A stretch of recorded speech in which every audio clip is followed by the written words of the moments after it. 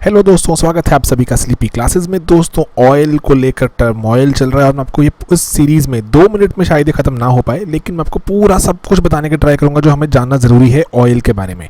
ठीक है दोस्तों, जो एग्जाम में हमसे पूछा भी जा सकता है। उसके पहले मैं आपको बता दूं कि हमारे जो क्रैश कोर्स के वीडियोज़ अब सेक्शन वाइज, अगर आपको science and tech, environment, geography, इनके अलग अलग सेक्शंस आपको चाहिए तो बहुत ही कॉस्ट इफेक्टिव 2020 रुपये में आपके लिए अवेलेबल हैं।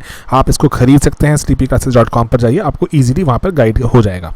ठीक है दोस्तों, इसमें आपको मिलेंगे क्या, lecture videos, mini test and sectional test, तीनों चीज़ें मिलेंगी। हर एक जो आप जो कंटेंट वीडियो देखते हैं, कंटेंट वीडियो के बाद जैसे हम कुछ आपसे सवाल पूछ लेते हैं, उसको हम मिनी टेस्ट कहते हैं। उसके अलावा सेक्शनल टेस्ट भी हैं। ठीक है दोस्तों, चलिए शुरू करते हैं। इससे सबसे पहले न्यूज़ क्या है, बहुत भयंकर, जो बहुत बड़ी न्यूज़ थी कि WTI, जो एक क्रूड ऑयल की, अगर मैं आपको बताऊंगा WTI क्या होता है, क्रूड ऑयल के प्राइसेस $0 से भी नीचे चले गए। इसका मतलब क्या हुआ, $0 से नीचे मतलब, ठीक है, तो क्या ये सिर्फ जो ग्लोबली सब तरफ ऐसा हुआ? पहली बात मैं आपको बताऊं, सिर्फ ये यूएस में ऐसा हुआ, जो न्यूयॉर्क में जो एक जो स्टॉक एक्सचेंज है, मर्केंटाइल स्टॉक एक्सचेंज नाइमेक्स, सिर्फ उसी में ऐसा हुआ। वहाँ पर ही न्यूयॉर्क बेस्ड ही, जैसे जो यूएस बेस्ड ही एक जो उनके कच्चे तेल की जो क्वालिटी है WTI जिसको कहते हैं, ठीक है, तो वो सिर्फ उसी में देखने को मिला। तो WTI का मतलब क्या हुआ दोस्तों, WTI is West Texas intermediate. ये एक ऑयल, क्रूड ऑयल की क्वालिटी होती है। दूसरी एक और जो क्वालिटी है जो इंपॉर्टेंट है जाननी, वो है ब्रेंट। ठीक है, तो WTI एंड ब्रेंट जैसे दो इंपॉर्टेंट जो दुनिया भर में क्वालिटीज़ जो जिनके बारे में बात होती है। अब जो दोनों में डिफरेंस क्या है, तो देखो दोस्तों, WTI वही है जो ऑयल जो यूएस में एक्सट्रैक्ट होता है, उसकी प्राइसिंग, उसकी मार्केट के बारे में बात करते हैं। ब्रेंट जनरली ये एक्सट्रैक्ट किया जाता है यूरोप में, मिडल ईस्टर्न जो देशों में, अफ्रीका एक्सेट्रा में। तो ब्रेंट वैसे देखें तो दुनिया भर के अप्रॉक्सीमेटली 65% जो ग्लोबली जो ऑयल सप्लाई हो रहा है वो ब्रेंट ही है। ठीक है, तो अब यहाँ पर देखें तो अभी क्या ब्रेंट भी जीरो की तरफ या नेगेटिव की तरफ आ गया? WTI नेगेटिव हो गया था जैसे कुछ पल के लिए, तो क्या ब्रेंट भी नेगेटिव हो गया था? नहीं सर, ब्रेंट नेगेटिव नहीं हुआ था, वो $20 के आसपास तब भी वो ट्रेड करता जा रहा था। ठीक है, तो ये देखेंगे आगे क्यों, तो ये डिफरेंट प्राइसेस क्यों हैं, कि क्यों WTI जीरो या उससे नीचे नेगेटिव आप कह रहे हैं चला गया, तो ब्रेंट क्यों नहीं चला गया? तो पहली बात तो दोस्तों आपको पता है कि जो ऑयल की मार्केट है ये कोई बहुत अच्छा एग्जांपल नहीं है, उदाहरण नहीं है किसी अच्छी मार्केट का, किसी कंपेटिटिव मार्केट का। पहली बात तो ये, क्योंकि जैसे देखो जो बहुत से सऊदी अरब और रशिया मिलकर, जैसे अभी उन्होंने एक जैसे कॉन्सर्ट बनाया हुआ था, कॉन्सर्ट का मतलब एक कार्टेल, एक ग्रुप बनाया हुआ था जिसमें वो प्राइसेस कंट्रोल करने की कोशिश कर रहे थे, क्योंकि मेजॉरिटी दुनिया जो बहुत सा दुनिया का तेल अभी भी अरब से, सऊदी अरबिया एंड जो ओपेक देश जो बोलते हैं, जो ऑयल प्रोड्यूसिंग देश हैं, उसके साथ जब रशिया मिल जाता है तो उसको ओपेक प्लस कहा जाता है।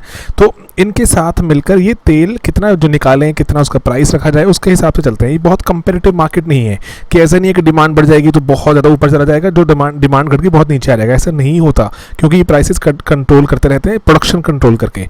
ठीक है, तो हाँ, डेफिनेटली कंपेटिटिव मार्केट है, लेकिन स्टिल ये अपने जो उसमें गुच्छों में, ग्रुप्स में एक्ट करके प्राइसेस को रोकने की ट्राई करते हैं। देन दोस्तों, अब जो ऑयल की क्वालिटी पर भी डिपेंड करता है कि ऑयल स्वीट है या सार। स्वीट सार का मतलब उसमें कितनी क्वांटिटी अवेलेबल है सल्फर की।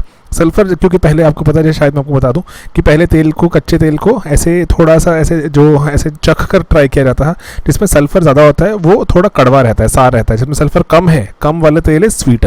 ठीक है, तो हमें सल्फर नहीं चाहिए ना तेल में, तो स्वीट वाला थोड़ा महंगा रहता है। अब लाइट है, हैवी, उसमें कितनी इंप्योरिटीज़ हैं, कितनी इंप्योरिटीज़ नहीं है, तो लाइटर डेफिनेटली जो आसानी से प्योरीफाई करना, रिफाइन करना आसान है, तो लाइटर भी अब जो बेटर है।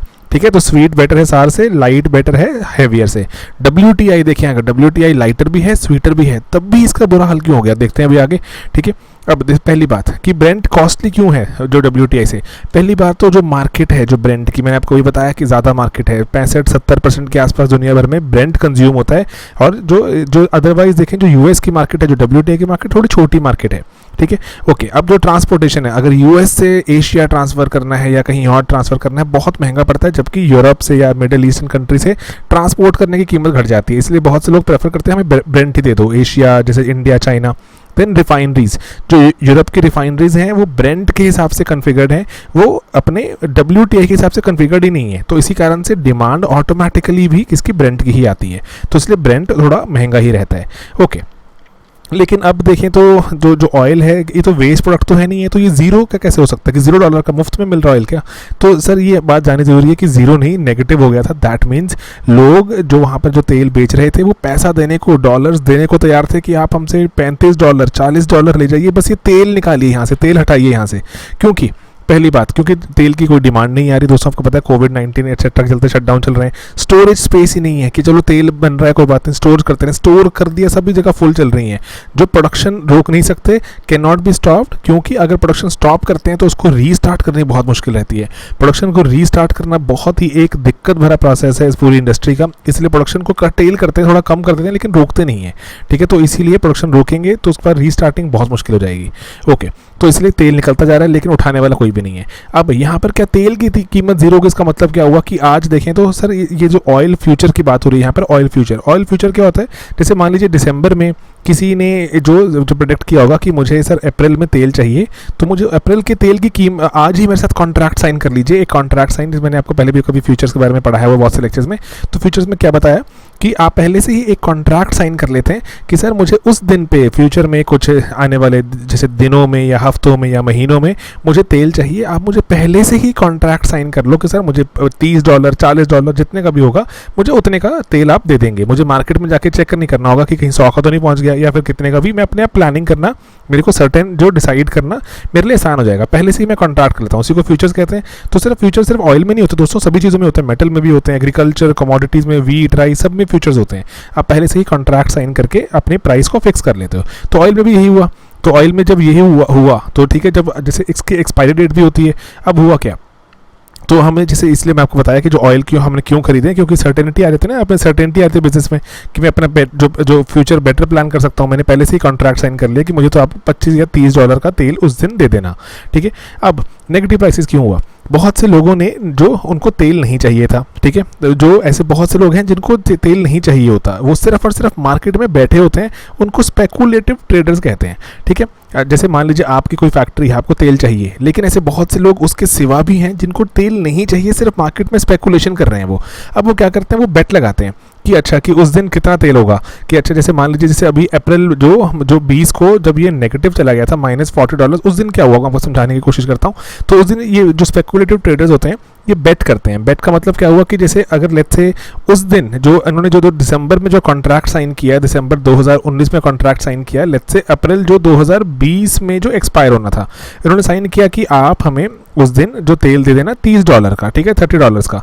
लेकिन जब अप्रैल आ गया, दिन आ गया, अप्रैल 20 आ गया, जब कॉन्ट्रैक्ट एक्सपायर होने का दिन आ गया, तो अब अप्रैल 20 को देखा जब मार्केट में तेल कितने का मिल रहा है, मार्केट में तेल मिल रहा है सर $15 का, या मार्केट में तो तेल इससे भी कम $10 का मिल रहा है। तो इन्होंने तो $30 का साइन किया हुआ कॉन्ट्रैक्ट, तो इनके तो जो एक्स्ट्रा पैसे दिए गए $30 के, मार्केट में तो जाके लेना तेल सस्ता है, इनके पास कोई तेल लेने क्यों आएगा। ठीक है, तो अब ये इन्होंने क्या किया, इन्होंने बोला कि चलो कोई बात नहीं, हम लॉस कमा लेंगे। ठीक है, अगर मान लीजिए तेल ऊपर होता है $45 का बिक रहा होता मार्केट में, या 50 का बिक रहा होता, इनको फायदा होता। इन्होंने तो कॉन्ट्रैक्ट साइन किया हुआ $30 का, तो ये $30 का कॉन्ट्रैक्ट दिखा के जिसने तेल सप्लाई करना है उससे तेल ले लेते एंड आगे वो $50 का उसको बेच के पैसे कमा लेते। लेकिन अभी निकला कम तेल, 10 या $15 टाइप का बिक रहा है मार्केट में, तो इनको लॉस हो गया। तो ठीक है, चलो 10 का ही उठा लो आप। लेकिन उसके बाद अब जब तेल की डिलीवरी के दिन आ गया, 20 अप्रैल आ गया, तो उस दिन इतना ज़्यादा तेल की डिलीवरी थी, इतनी ज़्यादा तेल की डिलीवरी थी जितना किसी को चाहिए ही नहीं। तो इन्होंने बोला चलो कोई बात नहीं, हमें तेल की डिलीवरी हमें मुफ्त में ही करने को तैयार है, आप हमारा तेल उठा के ले जाइए, $0 में ले जाइए। स्पेकुलेटिव ट्रेडर से इन्होंने $0 में बोलने की बात की, लेकिन लोगों के पास रखने की जगह ही नहीं है, क्योंकि सारे के सारे स्टोरेज कैपेसिटी यूएस में इस वक्त फुल है। ठीक है, फुल है, तो रखने की कहीं जगह ही नहीं है। तो उन्होंने बोला कि अगर आप हमारा तेल नहीं उठाएंगे तो जो एक्सचेंज होता है, अगर उस दिन आप उस तेल नहीं उठाते तो उस दिन आपको वो स्टोरेज फीस लगाना शुरू कर देता है, वो स्टोरेज फीस।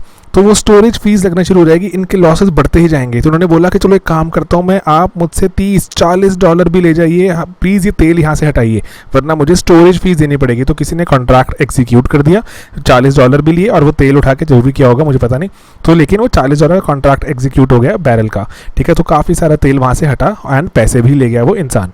ठीक है, तो इसलिए पैसा ऑफर करना शुरू कर दिया उन्होंने जो वहाँ से तेल हटाने के लिए। स्पेकुलेटिव ट्रेडर्स को उस दिन काफ़ी नुकसान हुआ। ठीक है, प्रॉफिट एंड लॉस स्पेकुलेशन का पार्ट ही रहेगा।